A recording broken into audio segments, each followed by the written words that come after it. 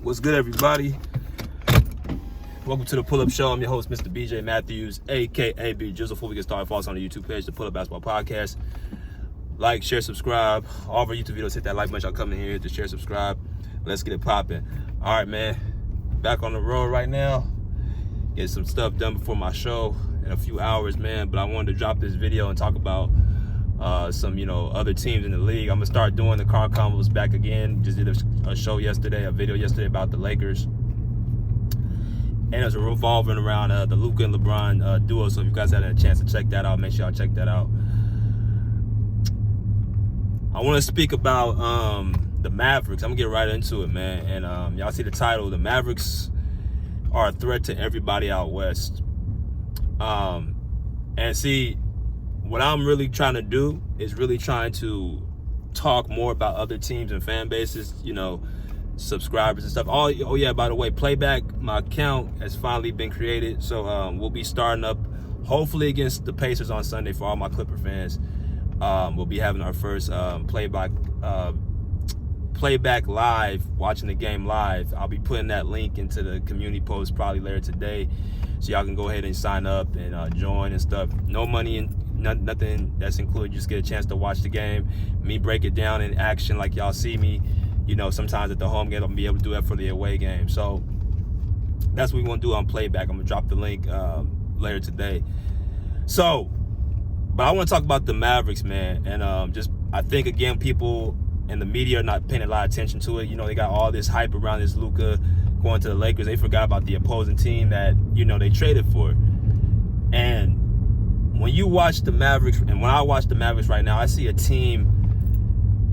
First of all, I see a team that understood the assignment when they did what they did, trading Luka Doncic away for Anthony Davis. I got into a recent discussion with one of my friends who played basketball with me in college, a little older than me, from the same city. We talked about the Luka and Anthony Davis trade, and he swears up and down that the Lakers in the future are going to be all right with Luka. That he said the Mavericks made a mistake letting him go.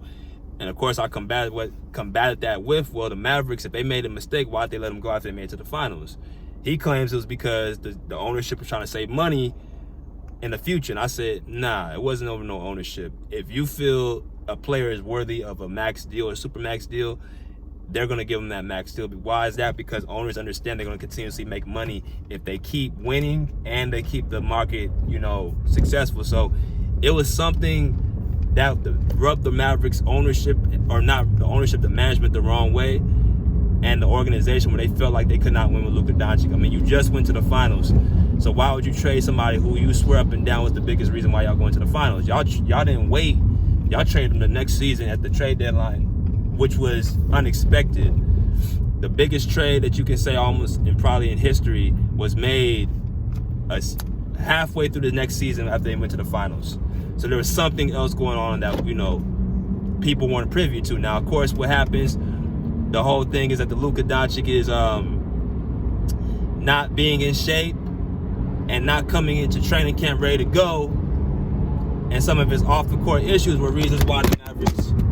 Oh, snap. My fault, y'all. Hold on.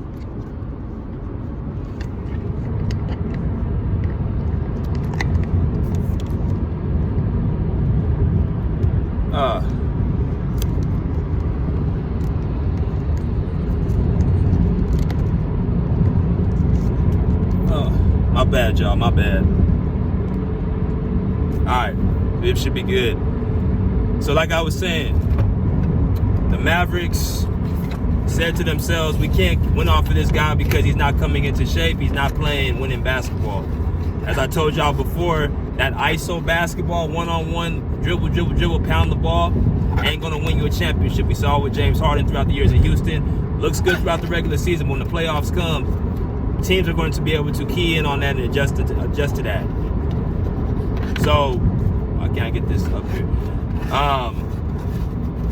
There was a number of factors why the Mavericks felt like this wasn't their guy. So they make a move to get off of Luka and get a guy, Anthony Davis, who's a two-way elite player. Elite. 25 points per game, 25 plus points per game, and one of the best defenders in the league, top 5. So The Mavericks are 4-1 right now without Luka Doncic. And not just without Luka Doncic, without Kyrie Irving, they're 1-0 in this stretch. They've been missing Derek Lively. Daniel Gafford just went down with injury, right? And Anthony Davis has been out outside of that first game against the Houston Rockets, which they won. He was very dominant in the first 3 quarters, scoring 26 points. They're 3-1 without Anthony Davis. So it's not just AD's presence, it's the presence of everybody around him. It's the surrounding pieces. And like I said, when it comes to the playoffs, it's all about matchups. It's not about standings. Yes, the Mavericks are the 8th seed in the Western Conference. None of that matters when it comes to the postseason, right? We saw the Miami Heat just a couple seasons ago went to the NBA Finals as the 8th seed. When them playoffs hit, it's a whole new season. A lot of factors go into it. Matchups is one of them. How you match up to every other team in the Western Conference if you're Dallas. Well, let's look through the whole scene. Let's start with the top seed, OKC Thunder. They're supposed to be the big dog, the big bad wolf, the OKC Thunder. Last year in the playoffs, what happens? The Mavericks beat them in 6 games based off of their interior presence. Now, the Thunder did get some reinforcement with Isaiah Hartenstein. But last time I checked, Dallas has 3 bigs. OKC really only has 2. Chet Holmgren, Isaiah Joe, and Isaiah Hartenstein. But here's the thing: Chet Holmgren don't play like a big. He plays like a wing. You guys saw that in the playoffs last year. So he's not pushing away Daniel Gafford. He's not pushing Derek Lively. He sure is not pushing Anthony Davis around. And then when you add that with a PJ Washington who can move down to the 3 position, that front line is huge. It's bigger than OKC. So if OKC still has that same issue, it can be a bigger problem for OKC down the stretch. So that's going to be a series where, again, it's going to come down to the wire. SGA was the only bright spot last year as Jalen Williams got better in the postseason, right? Lou Dort guarded Luka Doncic last year. Who is he going to guard this year? PJ Washington? Is he going to guard Kyrie Irving? Who is he going to guard? You know what I'm saying? So OKC, like I said, when it matchups to the Thunder, or to the Mavericks, I don't see the same. I still think the Mavericks can beat them if they're fully healthy. Again, this all goes down to being fully healthy. So you got the Thunder, then you got the Grizzlies. I say the same thing over and over. They're a regular season team, and I don't believe Ja Morant is enough. I'm gonna make a video about the Grizzlies as well. They lost to the Pacers last night. They're not going to win a championship with Ja Morant as a best player, quote unquote. And I don't even know if he's their best player or is he just the guy who has the most hype. Because as I look more and more deeper, it looks like to me, Jaren Jackson continuously carries the fort for that team as Ja continuously misses games. And Desmond Bane is their scorer that's giving them consistent production scoring the basketball. So you have a dilemma. You have a bunch of guys who are very good, but nobody who's great. I don't think Ja Morant's great. I think he's just a good player. I think his playmaking has gotten better this year. I think he plays more unselfishly. But again, when a 6'2" guard, it's only so much you can do with him being your best player. So I think when you talk about the Dallas Mavericks, when you have a dominant 2-way player in Anthony Davis who dominated Jaren Jackson in the playoffs just a couple years ago, that cancels out him. And then you got better scoring, bigger size. Zach Edey, yes, I know he's in the paint, but he's a rookie. You got experience with Dallas over Memphis. All these key factors, I say, are better for the Mavericks to come out than the Grizzlies. Now, Grizzlies have a good coach in Taylor Jenkins, and so does OKC Thunder with Mark Denhall. But the Dallas Mavericks have a good coach in Jason Kidd, who just went to the finals last year, who has a championship. So coaching is pretty even amongst the 3 teams as well. But as far as the collective unit, the Mavericks have more to give than what the Grizzlies and the Thunder, in my personal opinion. So those are the top 2 seeds right there. Now it starts to get a little bit interesting. You talk about the Denver Nuggets. They're the 3rd seed, and they're possibly able to get to that 2nd seed with that loss to Memphis. If I'm not mistaken, somebody can correct me if I'm wrong. Denver won last night. Are they the 2nd seed or the 3rd seed right now? Because if they're the 2nd seed right now, that just goes to show you how big Russell Westbrook made that team. Because, again, going into this season, people thought Denver was pretty much done. They lost to OKC that first game on TNT. They thought Denver was done. They were old. they weren't going to, prevail. Russell Westbrook's a cancer. He's washed up. All that BS. And look at them now. They're the second seed in the Western Conference. They got no bench. So big ups to Russell Westbrook. Jamal Murray was, trying to get back into shape. Aaron Gordon missed a lot of time. There's a lot of stuff going on with Denver where I don't think people give Mike Malone enough credit and they don't give Russell Westbrook enough credit. Right? Westbrook and Nikola Jokic were carrying that team for a certain period of time. Right? So this is a team, in my personal opinion, that could be a matchup problem for Dallas. Because what you got size to match Dallas with Jokic, in the paint. You got, Aaron Gordon and Michael Porter Jr. Those are essentially three guys who are 6'10" and up, right? Who play big. Aaron Gordon plays big. Nikola Jokic plays big. And this is a guy, Nikola Jokic, can give AD some trouble. Right? I apologize if y'all see me right now. I can give Nikola Jokic some trouble. So, I'll park right here real quick. That's going to be somewhat of a challenging series against the Denver Nuggets, but Denver still has to worry about them. They got to still worry about their depth. They got to still worry about their scoring. They got to still worry about that interior presence inside the post, because now AD, it becomes him having some help inside other than him guarding Jokic himself, right? So I think Dallas is going to have somewhat some of an upper hand over there, but Denver has the offense. They have this, the formula. They have the system to basically beat any type of, defense. And they have the experience to match Dallas. So if you ask me who the best matchup in the West, it would probably be Denver against Dallas. But that's still going to be a team Denver has to continuously worry about. Then you go into the fourth, so you got the Houston Rockets. Listen, we saw the first opening game against the Dallas Mavericks. They got nobody for Anthony Davis. And I understand Fred VanVleet didn't play that first game, but again, Houston, there are certain teams I think they'll give them the run for their money. I don't think Dallas is one of them. I think Dallas has too much size. They got too much experience. They got offensive scoring. They can see Dallas got a balanced roster. They got guys who can beat you on the offensive end, and Kyrie Irving, Klay Thompson, Anthony Davis, and you got equal impact on the defensive end with Anthony Davis, Daniel Gafford with the lobs, and the defense. You got Derek Lively when he comes back. You got PJ Washington, who's a good 3-and-D guy. And you got even the guys like Kyrie and Klay Thompson, they're not total liabilities on defense, right? Kyrie will play defense when it's needed to play defense. But against a team like Houston, I think Dallas has their number. I think Dallas is going to overwhelm them with their size. I think they're going to overwhelm them with their experience. I think they're going to overwhelm them with their shot making. If you can't score inside the paint, and it's just like every time you go into the basket, you see somebody 6'10" to 7 feet ready to block your shot. That's a very, very aggravating feeling every time you get into the paint. So it makes it harder for them to get to the basket. They don't shoot a lot of outside 3-point shots to at least staying to the game. That's not Houston's game to shoot a lot of threes. They don't have a lot of 3-point shooters. They like to play inside. They like to play physical, like their coach Ime Udoka now. And Ime Udoka may make that series interesting because of how great a coach he is, but I think Dallas is the overall better team. The Lakers, I think in that series, I think Dallas will beat them, especially with the LeBron-Luka thing going on. Look, I'm going to tell y'all again, LeBron and Luka are going to get in their own way in a series, because you cannot have two guys who are so great at what they do getting in each other's way. They're going to cancel each other out. Because even if you have one of them take a back seat, LeBron and Luka, what's going to happen is that they're not going to get the full version of themselves. It's just not a good fit offensively with them two. And then on the defensive end, you got Austin Reeves and Luka Doncic in that backcourt, where they both are good offensively, but defensively, Kyrie Irving is going to destroy Austin Reeves or Luka Doncic. And if you put a guy like, say, Vanderbilt on Kyrie Irving, that could help. But then who's coming off the court?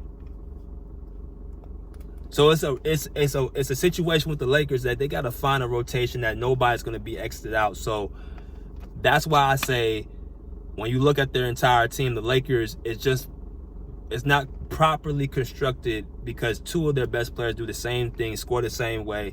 So you have a dilemma: who's going to be on the court, who's not going to be on the court. Dallas don't have that problem. They have balanced guys on that roster who don't get in each other's way. Anthony Davis and Kyrie Irving, two best players. Kyrie Irving is going to do his thing offensively. Anthony Davis is going to do his thing offensively and defensively, where they're not going to get in each other's way. So that way the role players around those two can do their jobs. Klay Thompson with the outside shooting, PJ Washington with the 3D playing, Daniel Gafford, playing inside with this physicality, Derek Lively catching, alley-oops, Jaden Harden coming off the bench. They have a full team. You got Najee Marshall as well. I forgot him coming off the bench. So they just have a better overall team over the Lakers. And then they got with us with the Clippers. Listen, I'm not talking about LA Clippers. I'm talking about how it is right now. The Mavericks fully constructed have a fully better team than what we have. But the thing is that we have a player in the playoffs who in history has been dominating, Kawhi Leonard, who can actually overshadow that. But as far as the size of the Clippers, it makes it very, very hard for us to match what they bring in their physicality. Because here's the thing, not only are they better on their like the big lineups, but also the small ball lineups. I think their small ball lineups a little bit better. I think when you play Anthony Davis at the 5 and you play PJ Washington or say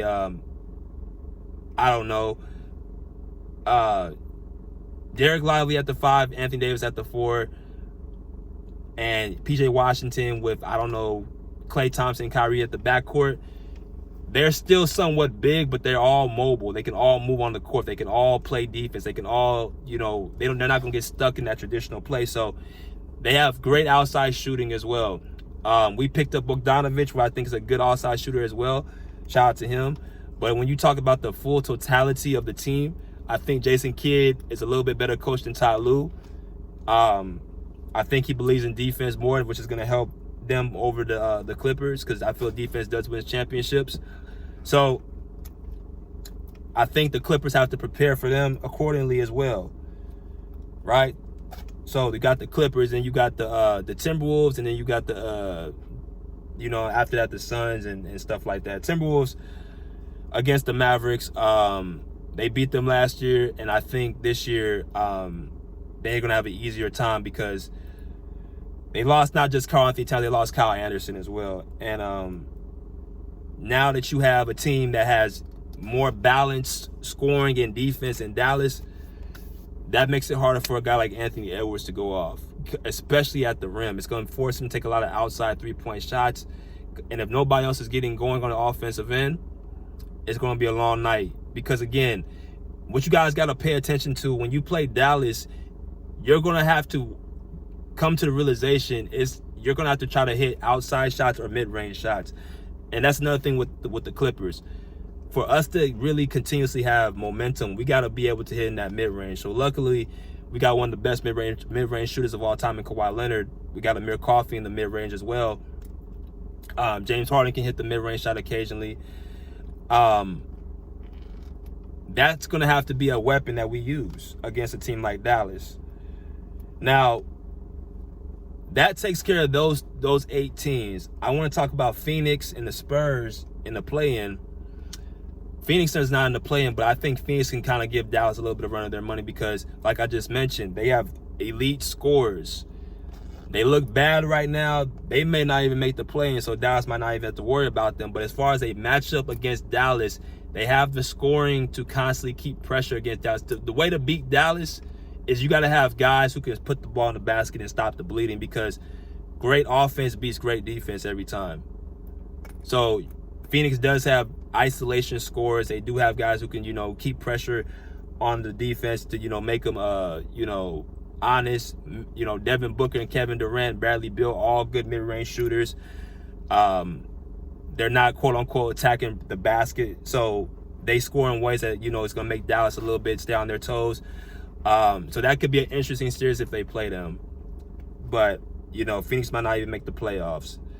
And then, of course, the Spurs, man. They're not going to, without Wemby, they're not going to make any noise. That's just the bottom line.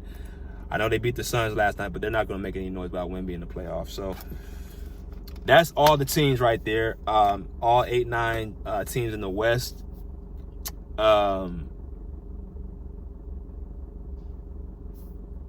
Like I said, Dallas just has, they don't have no weaknesses. The only weaknesses they have is just really their injuries.